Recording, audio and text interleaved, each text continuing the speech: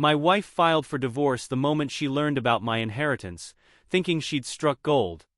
What she didn't know was that my dying mother had already seen through her mask and built the perfect trap.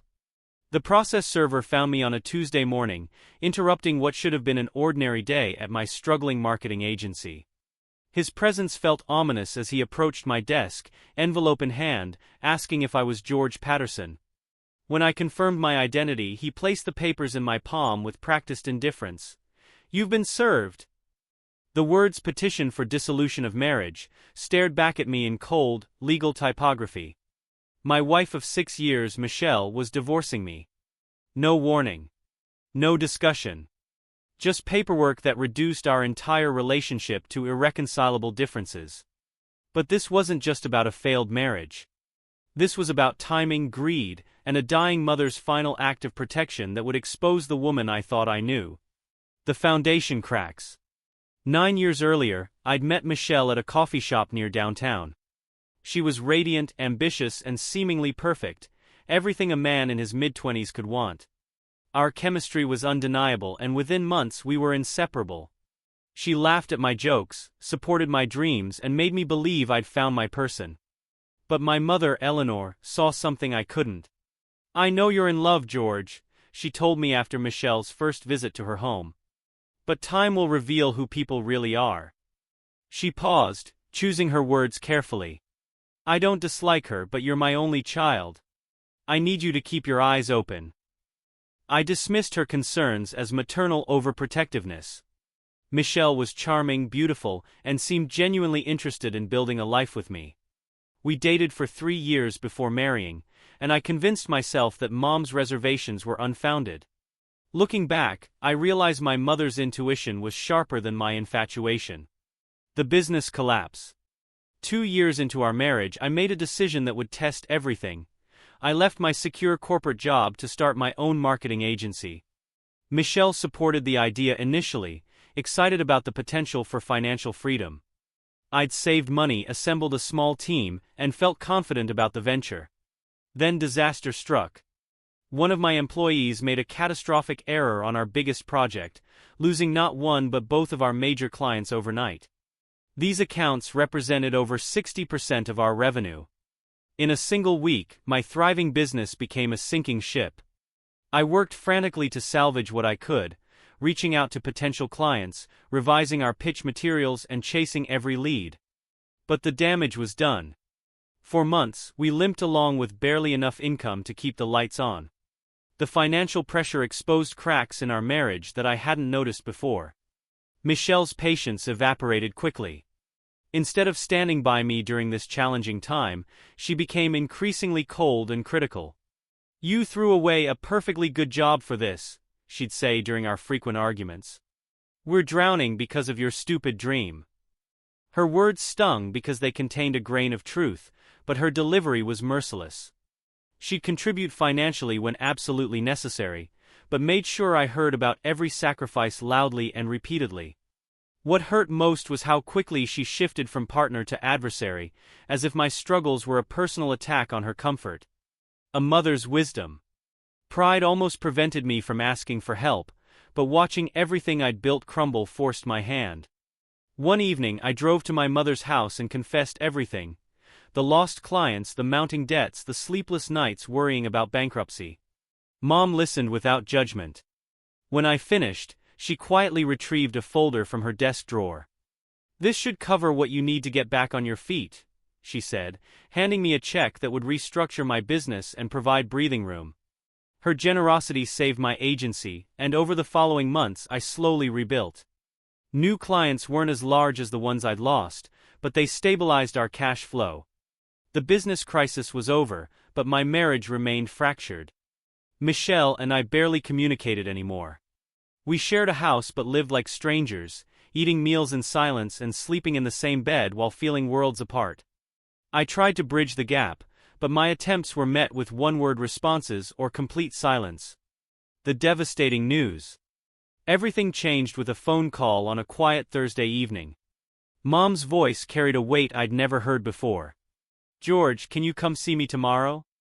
There's something important we need to discuss." The next day, sitting in her familiar living room, she delivered news that shattered my world. She had stage 4 ovarian cancer. She'd been fighting it quietly for nearly a year, but the treatments weren't working. Her doctors had stopped talking about years and started discussing months. I sat in stunned silence, watching this woman who had been my rock since my father's death 12 years earlier. She'd held our family together through every crisis, and now I was losing her too. "I didn't want to burden you while you were rebuilding your business," she explained. "But it's time you knew." The following weeks blurred together in a haze of hospital visits and sleepless nights.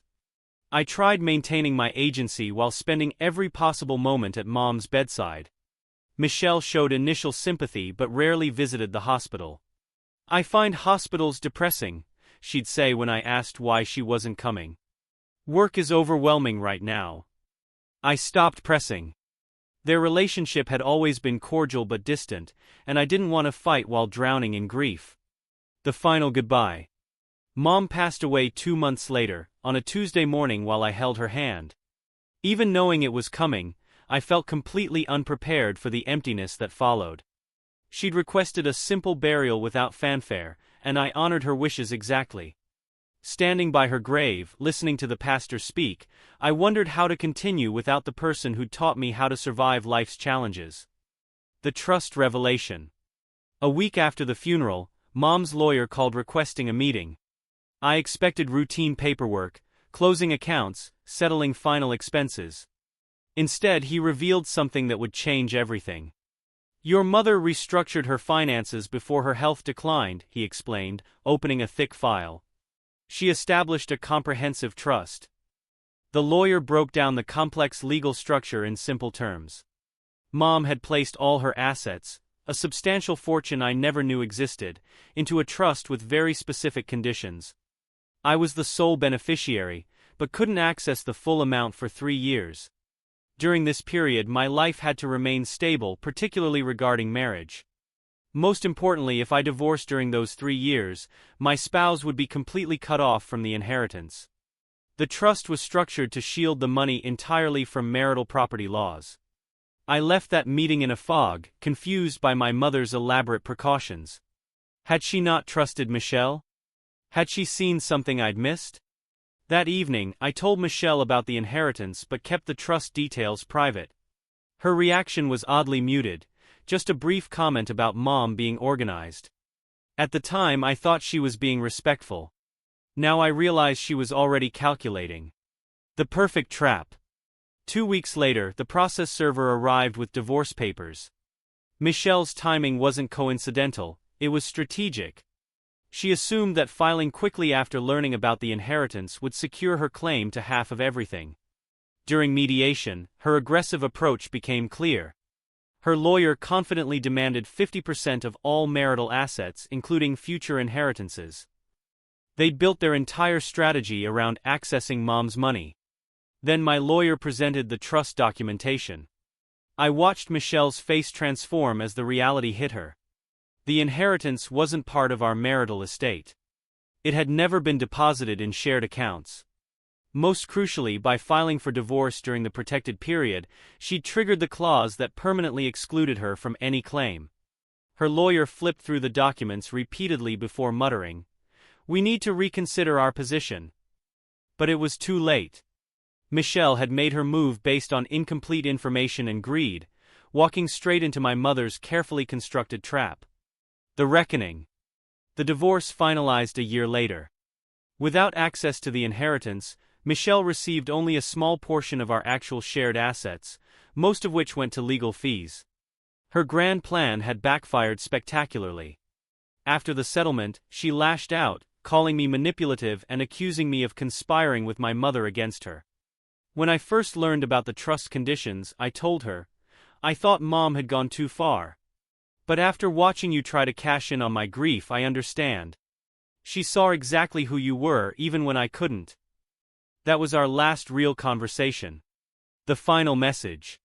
Months later, Michelle reached out again, drowning in debt and desperate for help. For a moment, I felt that old instinct to rescue her. Instead, I replied simply, "I'm sorry you're struggling, but I can't save you. I wish you well." Looking back, I'm grateful for the painful lesson. Losing my mother and my marriage in the same period nearly broke me, but it also opened my eyes to truth I'd been avoiding. Mom's final act wasn't just about protecting money.